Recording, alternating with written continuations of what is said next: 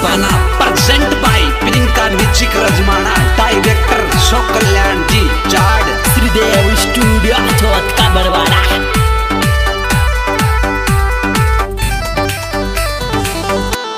बसराम जी कोई को तो पतोई को चाल खद लक्ष्मी पूजावे और कहीं कहीं मिठाई खाए आओ जे पाचलान तो भूल जाओ जे पुराणानंद तो लक्ष्मी पूजाई रे पूजाई जोड़ा सोबर भी खाए लक्ष्मी पूजाई रे पूजाई जोड़ा ढोमाओ खाए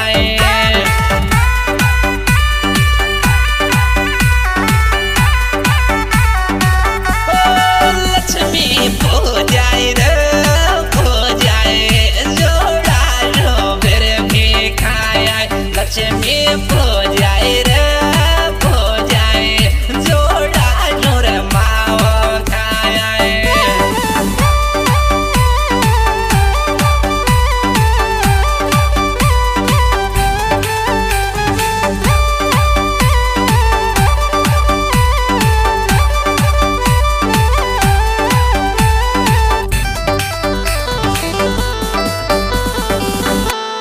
गुस्सा में लक्ष्मी पूजी गुस्सा में बसराम जी जला लिया धोनी आते